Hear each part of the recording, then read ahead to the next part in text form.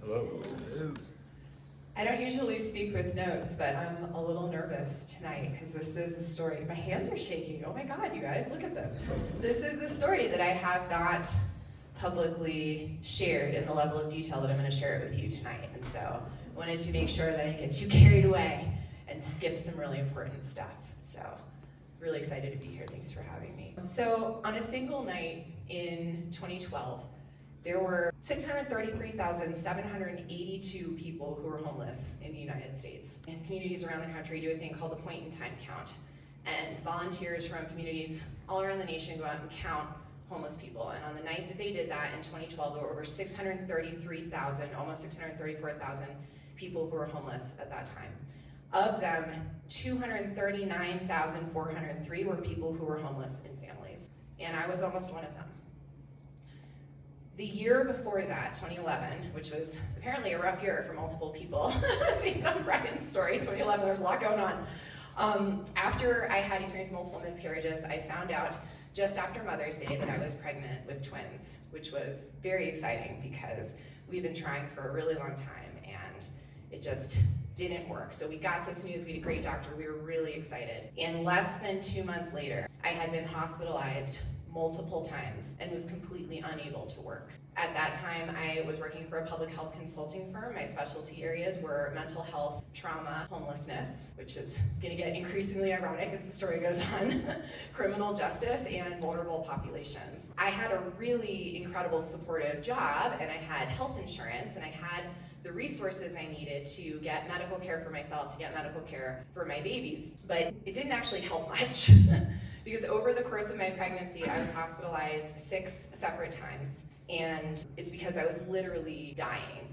I wasn't able to keep anything down. I couldn't eat, I couldn't drink. Anything that I did get in me came right back out. Apparently, there was a lot of puking in both of our stories too, Brian. And before I even got out of my first trimester, that first 12 weeks of my pregnancy, I had already lost 30 pounds and I was continuing to decline. I couldn't eat, I couldn't drink, I couldn't maintain my body temperature. I couldn't even really sit upright because I was too weak, and anytime I would sit up, I would just start vomiting anything that I had managed to get into me that day. I was just completely disabled. And people kept telling me, have you tried ginger ale? And I was like, have you tried go fucking yourself? Because that's not helpful. Sorry, the Larsa kids. My kids are used to it, I don't know if you guys are. Okay, sweet, fuck yeah, we're gonna do it a lot then. So it turned out that I had this condition that, depending on who you ask, happens in anywhere from 0.8% to 2.3% of pregnancies. So it is not very common, it is not well recognized, and it is not cured by ginger ale, I'm here to tell you. It's called hyperemesis gravidarum. Hyperemesis is excessive puking, and gravidarum is during pregnancy. This condition is that you just throw up nonstop, relentlessly, and we don't know how long it lasts. For some people, it's a couple weeks and it's really terrible and then you move on. For some people, it's the entire pregnancy. Some people, it's so bad that they actually terminate wanted pregnancies because it's them or the child that they're carrying. It's pretty severe, it's not well treated. I delivered my twins at 36 weeks and 3 days. I started feeling sick at 6 weeks, and I did not stop feeling sick until they cut the first umbilical cord. And it was like someone had flipped a switch and suddenly I felt fine, except I had to deliver a second baby, but that was like way better than what I had been doing for the previous 8 months. And so during that time, because I was so ill and I was unable to eat or drink or anything, and I had been hospitalized so many times, they got to the point where they couldn't keep giving me IVs because my veins were starting to become unusable. So they ended up placing a permanent port in my left arm called PICC line. It may be familiar if you have friends or family with cancer because it's the same technology that they use to administer chemo, so they don't have to keep sticking people. So I had a permanent port in my arm, and they were able to give me fluids through that, and they were able to give me nutrition so I wouldn't actually starve to death. And so I started being able to put on weight, but I still couldn't eat anything at all. I was on tons of medications. I had nurses that kept coming to my house. I had to go see specialists that were like an hour in opposite directions. It was a lot. But I survived. And then my PICC line got infected. And at the same time, I developed an adhesive allergy. And so the skin under the bandages that were there to protect it from infection started to degrade. And I still can't use a Band-Aid for more than 24 hours at a time because my skin starts to disintegrate. So that was really fun.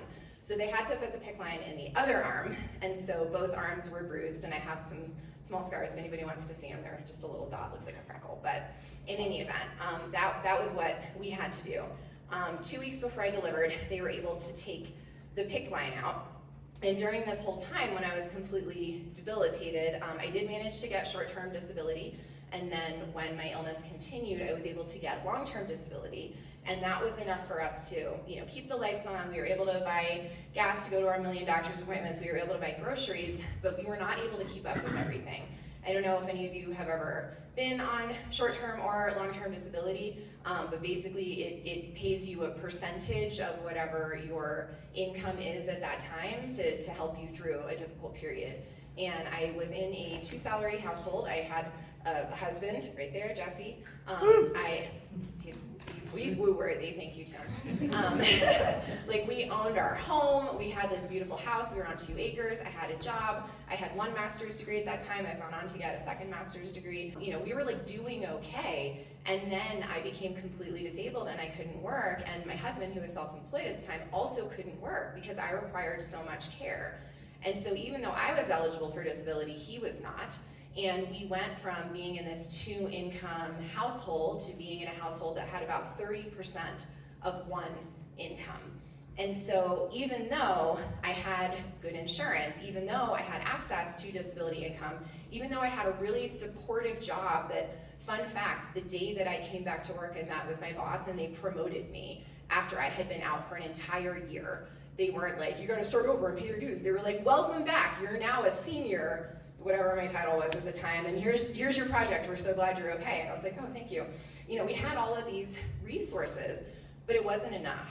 And so I was able to have a successful delivery. I pushed the first one out and the second one got cut out. That also happens in less than 2% of pregnancies with twins having a split delivery, so I am nothing if not exceptional. But I was so damaged and physically wounded by the experience of the pregnancy that I was still unable to work for several months. So it was a full year that I was out. And at that time, our financial situation was pretty disastrous. We had had help from family members to pay our mortgage because we couldn't afford to pay it at that point, but there was really no coming back from that many months of that little income and that high of demand.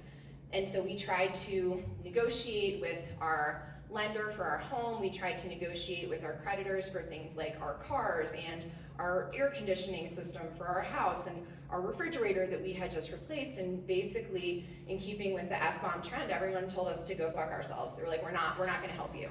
We said, no, we agree we owe you this money. We really wanna pay you. We're just having a difficult period. Can we work out lower payments, like tack it on the end? And they were like, no. So what other options are there? There aren't any. Good luck. Can we have our money now? Like, no, there isn't any money. I don't think you understand. So after negotiations failed, we ended up declaring bankruptcy. And that was a bit of a mindfuck because you don't realize how much stuff you have and how little any of it matters until you have to catalog it and apply a dollar value to every single thing that you own. Everything from your glasses to your car to your engagement ring, which was a really hard one. Not just because he wouldn't tell me how much it cost, so I didn't know how to value it, but because the idea that like I might have to sell all of these things in order to pay these people who told me to go fuck myself when I was at the worst point in my life, like that was a really disgusting feeling. I didn't like it. It was really uncomfortable and it was really sad. And there were very few things that I actually cared about, but that was one of them. And I still remember how it felt to like write on the legal pad, like diamond engagement ring, question mark. But here's the thing, over 67% of bankruptcies are related to medical issues. And for most people, that's because they have medical bills that they can't pay. And the only way to get out from under those medical bills is to file bankruptcy, at which time those debts are discharged and you no longer owe them. Our bankruptcy was medically related, but it was not because of the medical bills. We didn't actually have very high medical bills. We had very high diaper bills, but we did not have very high medical bills because I had insurance, but I still didn't have any options other than the bankruptcy. And following that, around, depending on who you ask, 50 to 60% of home foreclosures are also related to medical issues. And when you file bankruptcy and they discharge your debt and you no longer owe your mortgage, your home gets foreclosed upon and you can't live there anymore. So you have to find somewhere else to go, even if you want to keep paying your mortgage. They won't let you do it, as it turns out, or at least they certainly wouldn't let us do it. And so we had a couple of months to figure out what we were gonna do, but we didn't really have anywhere to go. We had to turn over our cars, we had to vacate our house and give them a date by which we were leaving, and we did not know where we were going. As I mentioned earlier, at this time I was working for a public health consulting firm, and my biggest projects were homelessness related projects. I was the lead writer for projects assisting in transition from homelessness and also for services and supportive housing, which later rolled into another big federal program called the Housing and Homelessness Resource Network. And I was the lead writer for this program for like 10 years. And I didn't have anywhere to live. I didn't know where I was gonna go. And it wasn't funny at the time. None of this was funny at the time. It's funny now though, looking at this, like I'm out there training homeless services providers. I'm writing books about this shit. I'm doing the summations of these big national conferences and doing groundbreaking work in the field, and I'm about to be living in my car with 2 children and a menagerie. Like, what the fuck? Is absolutely batshit. And according to the National Alliance to End Homelessness, yes, Jenny, I said batshit. It was absolutely batshit. And according to the National Alliance to End Homelessness, the leading causes of homelessness are as follows. This is part of why we wrote this shit down, because I didn't want to forget it. Lack of housing availability, income and housing affordability, health issues, violence or fleeing from violence, and racial disparities. I didn't have any issues with racial disparities. I didn't have any issues with violence. I had a lot of issues with health. I didn't have issues with lack of housing availability because I was living in a house, but because of the affordability of it, because of the way the system is set up around credit and mortgages and all of these things, and the way that creditors deal with people who borrow money from them, I wasn't allowed to stay there. And I don't know what category we put that into, but I am not the only person who has a story like this. I've heard this from so many people. And so we were trying to figure out what we were gonna do. The worst case scenario plan was actually not that bad, because we were lucky enough to have some resources that a lot of people don't, was that we were gonna drive to New Jersey and move in with my mother. I love my mother, and that was not a great solution for me. Would have been better than living in a car. Then choosing between those two, moving in with my mother was gonna be great. Sorry, Mom, if you're watching this on YouTube. I love you. Thank you for being there. But that was not gonna be a great situation for any of us. Fortunately, my mother-in-law, Jesse's mom, owned a rental property. And when she found out what was going on and found out we could not stay in her house, she was able to buy out the lease for the people who were renting her home and was able to rent it to us instead. And here's the other thing. Once you have a bankruptcy and a foreclosure, it is very hard to get someone who you don't know to rent to you. It is very hard.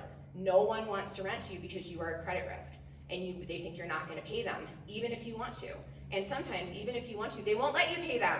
Like Sally Mae, was that who we had? It was awful. So like we really did not have options. And if we had not had family with a home that was willing to accommodate us, or who had a property that they were willing to put us in, and people who were willing to be bought out of their lease, and the financial resources for that to all happen, I don't know where we would have been.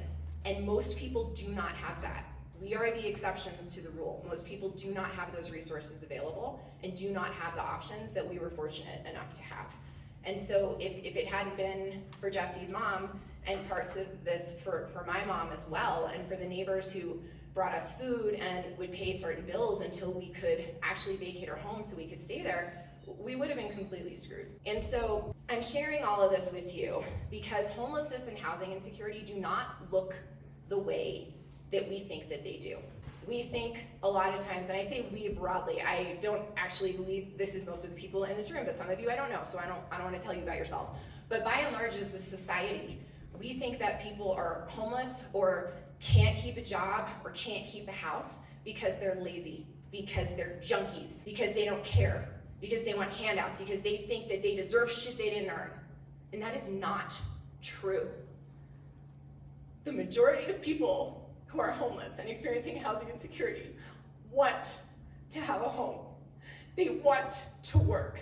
They want to be contributing members of society. And there may even be other people in this room who are not holding a microphone, who have been in this position, who have owned a home, which as it turns out, you don't actually own, right? That's just kind of the way the system is set up. They've owned a home. They have multiple degrees. They have multiple salaries. They have health insurance, and they can't make it work because the system is not designed for it to work.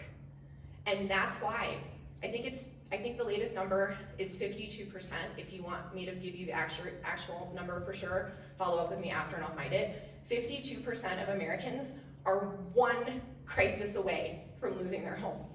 They are one paycheck away from disaster. More than half of Americans are in that situation.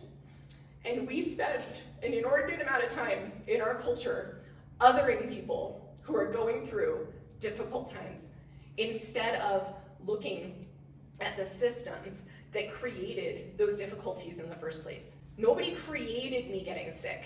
Nobody created that. I mean, I guess it depends on your spiritual beliefs, but like, there's not a system in place that was like, that bitch, she's going down. Like, that was not a thing that happened. But there also is not a system in place to be a safety net when bad things happen to people. And for us to say, oh, that just happened to them because they're lazy, it's a lie we tell ourselves so we feel less scared about the fact that it could happen to any one of us at any time. And we hope that it won't. But vilifying people who have gone through difficult things, who have experienced problems that were not of their making, and even people who have experienced problems that are of their making, does not make you more safe. What makes people more safe is safety. What makes people more safe is access to resources. It's access to housing resources, it's access to financial resources, it's access to food and clothing, shelter, education, medical care. That is what keeps people safe. It is not othering those who've experienced difficulties. I am a straight presenting white woman in America with an undergraduate degree and 2 master's degrees. I have run multiple 6-figure businesses. I've worked at director level in national organizations.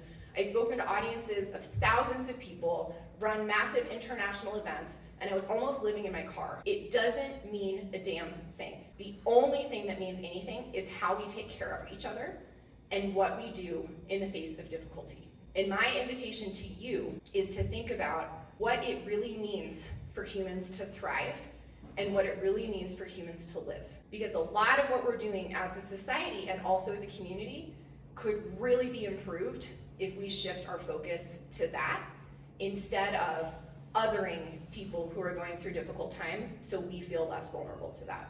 I think that is everything I have to say to you.